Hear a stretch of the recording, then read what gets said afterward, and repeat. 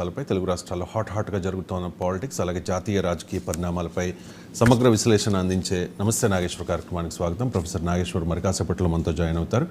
నాగేశ్వర్ గారి విశ్లేషణ చూసే ముందు వాటి ప్రధాన వార్తల్ని చూద్దాం. దొడ్డు వడ్లకు బోనస్ ఇవ్వరట, ఈ ప్రభుత్వానికి ఎమ్మెల్సీ ఎన్నికల్లో బుద్ధి చెప్పండి అంటూ పట్టభద్రులకు కేటీఆర్ పిలుపునిచ్చారు. అలాగే ఎన్నికలయ్యాక సన్నాలకే బోనస్ అనడం మోసగించడమే అంటూ ఉన్నారు హరీష్ రావు. జూన్లోపు రైతు భరోసా 15,000 ఇవ్వాలని డిమాండ్ చేశారు. బీఆర్ఎస్ చేస్తోన్న ఈ ఆరోపణలపై కాంగ్రెస్ కూడా స్పందించింది. దశల వారీగా అన్ని రకాల ధాన్యానికి బోనస్ ఇస్తాము అంటూ మంత్రి తుమ్మల క్లారిటీ ఇచ్చే ప్రయత్నం చేశారు. ఇక ఆంధ్రప్రదేశ్లో ఇవాళ నుంచి ఆరోగ్యశ్రీ సేవల నిలిపివేత అనే వార్త చూస్తూ ఉన్నాం. ట్రస్ట్ అధికారులతో చర్చలు జరిపారు, కానీ ఆ చర్చలు విఫలమయ్యాయి. పెండింగ్ బిల్లుల చెల్లింపులపై ఆరోగ్యశ్రీ ట్రస్ట్ అధికారులు, ఆంధ్రప్రదేశ్ స్పెషాలిటీ హాస్పిటల్ అసోసియేషన్ ప్రతినిధుల మధ్య చర్చలు విఫలమయ్యాయి. దీంతో ఇప్పటికే ప్రకటించిన ప్రకారం ఇవాల్టి నుంచి తమ అసోసియేషన్లో సభ్యత్వం కలిగిన ఆసుపత్రుల్లో రోగులకు చికిత్స అందించడాన్ని నిలిపివేస్తున్నట్లు ఆశా స్పష్టం చేసిన వార్తను చూస్తూ ఉన్నాం. కాబట్టి ఇవాళ నుంచి ఆరోగ్యశ్రీ సేవలు బంద్ కానున్నాయి ఆంధ్రప్రదేశ్లో. రాష్ట్రంలో రెడ్ అలర్ట్ అనే వార్తను ఆంధ్రజ్యోతిలో చూడొచ్చు. ఓట్ల లెక్కింపు రోజు హింసాత్మక ఘటనలు జరిగే అవకాశం ఉంది. రాష్ట్ర వ్యాప్తంగా పోలీసులు విస్తృత సోదాలు జరిపారు. ఇప్పటికే నిఘా వర్గాలు హెచ్చరించాయి.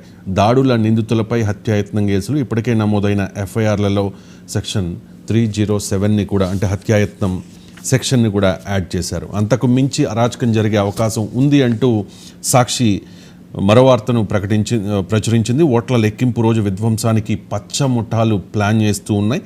పోలింగ్ రోజు హింసకు మించి భయోత్పాతం సృష్టించే ప్రయత్నం చేస్తూ ఉన్నారు. దానికి సంబంధించి తెలుగుదేశం పార్టీ ఒక స్కెచ్ వేస్తోందనే వార్తను సాక్షిలో చూడొచ్చు. కుట్రలపై పోలీస్ శాఖను అప్రమత్తం చేశాయి ఇప్పటికే నిఘా వర్గాలు. రాష్ట్ర వ్యాప్తంగా విస్తృత తనిఖీలు నిర్వహిస్తూ ఉన్నాయి. ఆ 3 జిల్లాలపై ప్రత్యేకంగా కన్ను వేశాయి. ముఖ్యంగా చంద్రగిరి అండ్ ఆళ్లగడ్డ, ముఖ్యంగా ఈ పల్నాడు జిల్లా మాచర్ల నియోజకవర్గం కారంపూడిలో జరిగిన ఘటన, ఈ ఘటనలన్నిటిపై ఈసీ కూడా ఆల్రెడీ సీరియస్ అయింది. డీజీపీ సిఎస్లను ఢిల్లీకి పిలిపించుకుని మరి క్లాస్ పీకిన పరిస్థితి. సో స్ట్రాంగ్ రూమ్లు, కౌంటింగ్ కేంద్రాల వద్ద 3 అంచెల భద్రతను ఏర్పాటు చేశారు. రెడ్ జోన్ల ఏర్పాటు, నిషేధాజ్ఞలు విధింపు, డ్రోన్ కెమెరాల వినియోగాన్ని నిషేధించారు. ఇక బాబు లోకేష్ పర్యటనల్లో గోప్యం ఎందుకు అని ప్రశ్నిస్తూ ఉన్నారు మంత్రి బొత్స. చంద్రబాబు ఏ దేశంలో ఉన్నాడో ఎల్లో మీడియా అయినా చెప్పొచ్చు కదా. ఏ కోర్టు అనుమతితో ఆయన విదేశాలకు వెళ్ళాడు, అమెరికా రాలేదని ఆయన సొంత సామాజిక వర్గం చెబుతోంది అంటూ మంత్రి బొత్స ఎద్దేవా చేశారు. మరోవైపు దీనికి క్లారిటీ ఇచ్చే ప్రయత్నం చేశారు మాజీ మంత్రి నక్కా ఆనందబాబు. జగన్లా చంద్రబాబుపై కోర్టు ఆంక్షలు లేవు. విదేశీ పర్యటనపై నిన్న సాక్షి పత్రికలో తప్పుడు రాతలతో విష ప్రచారం చేశారు అంటూ కూడా ధ్వజమెత్తారు. జూన్ 4 నుంచి ఏపీకి మంచి రోజులు వస్తున్నాయి అంటూ ఉన్నారు రఘురామకృష్ణరాజు. దేవుడు ఉన్నాడు, మంచి రోజులు రానున్నాయి. మరో 13 రోజుల్లో ఎన్డీఏ కూటమి అధికారంలోకి రాబోతోంది.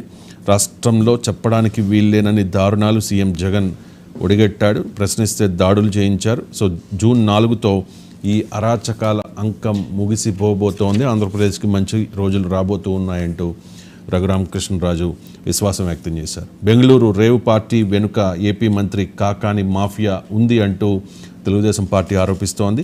పార్టీ జరిగిన ప్రాంతం ఆయన ఆప్తుడు గోపాల్ రెడ్డిదే. కాకాని పాస్పోర్టు, స్టిక్కర్తో ఉన్న కారే ఎందుకు దొరికింది అంటూ మాజీ మంత్రి సోమిరెడ్డి విమర్శలు గుప్పించారు. అదో మోసగాళ్ల ముఠ అంటూ ప్రతిపక్షాల్ని ఆక్షేపిస్తూ ఉన్నారు ప్రధాని నరేంద్ర మోదీ. 20 లక్షల కోట్ల అవినీతిలో భాగస్వామ్యులు. ఇండీ కూటమిపై మోదీ ఫైర్. ఆ పార్టీలు కుల మత కుటుంబవాదులు తొలి దశలోనే వాటి పనైపోయింది. తర్వాతి 4 విడతల్లోనూ చావు దెబ్బే. మిగతా 2 దశల్లో కూడా ఇంతే. అంబేద్కర్ లేకుంటే రిజర్వేషన్లకు నెహ్రూ అంగీకరించేవారు కాదు అంటూ సంచలన వ్యాఖ్యలు చేశారు మోదీ. ఇక మోదీ వ్యాఖ్యలపై కాంగ్రెస్ కూడా రియాక్ట్ అయింది. హిందూ ముస్లింల మధ్య మోదీ చిచ్చు పెడుతూ ఉన్నారు. ఆయన ప్రజా జీవితం నుంచి తప్పుకోవాలి. ప్రధాని మోదీ విద్వేషాన్ని రెచ్చగొడుతూ ఉన్నారు అంటూ ఖర్గే కామెంట్ చేశారు. నెక్స్ట్ ఇక ఇప్పటికే 310 చివరి 2 దశల్లో 400+ అంటూ ఉన్నారు అమిత్ షా. ఎన్డీఏ విజయం ఖాయమనే విశ్వాసాన్ని వ్యక్తం చేస్తూ ఉన్నారు. ఇప్పటికి 4 దశల ఎన్నికల పోలింగ్ పూర్తయింది. 310 స్థానాలు ఖచ్చితంగా సాధించగలుగుతాం. ఇక 2 దశలు ఉన్నాయి కాబట్టి ఆ 2 దశలతో కలుపుకుని 400+ ఎన్డీఏ కూటమికి రాబోతూ ఉన్నాయంటూ జోషి చెప్పారు అమిత్ షా. ప్రాయశ్చిత్తం చేసుకుంటా బీజేపీ పూరి లోక్సభ అభ్యర్థి సంబిత్ పాత్ర వెల్లడి. జగన్నాథుడు మోదీకి భక్తుడన్న వ్యాఖ్యలపై తీవ్ర దుమారం. భారతీయ జనతా పార్టీ పూరి లోక్సభ అభ్యర్థి సంబిత్ పాత్ర ఒక కామెంట్ చేశారు. మోదీకి పూరి జగన్నాథుడు భక్తుడు అంటూ వివాదాస్పద వ్యాఖ్యలు చేశారు. దీంతో చాలా విమర్శలు వచ్చాయి వ్యాఖ్యలపై. దీంతో ఆయన వ్యాఖ్యల్ని వెనక్కి తీసుకున్న వార్తను చూడొచ్చు. ఓట్ల కోసం తమిళుల్ని కించపరుస్తారా అని క్వశ్చన్ చేస్తూ ఉన్నారు స్టాలిన్. మోదీ వ్యాఖ్యలపై స్టాలిన్ అభ్యంతరం వ్యక్తం చేశారు. ఒడిశాలోని పూరి జగన్నాథుని ఆలయ రత్న భాండాగారం తాళాలు తమ రాష్ట్రానికి చేరు ఉంటాయి అని చెప్పి ప్రధాని మోదీ ఒడిశా ప్రచార సభల్లో వ్యాఖ్యానించడాన్ని స్టాలిన్ తప్పుపట్టారు. చివరగా సందేశ్ ఖాళీ మహిళల దుస్థితి చూసి నా హృదయం ముక్కలైంది అంటూ ఉన్నారు మమతా బెనర్జీ. ఇదంతా భారతీయ జనతా పార్టీ కుట్రేనంటూ ఆరోపణలు చేశారు. ఇవి ప్రధాన వార్తలు. చిన్న బ్రేక్ తీసుకుందాం. బ్రేక్ తర్వాత ప్రొఫెసర్ నాగేశ్వర్ గారు మనతో జాయిన్ అవుతారు. స్టేట్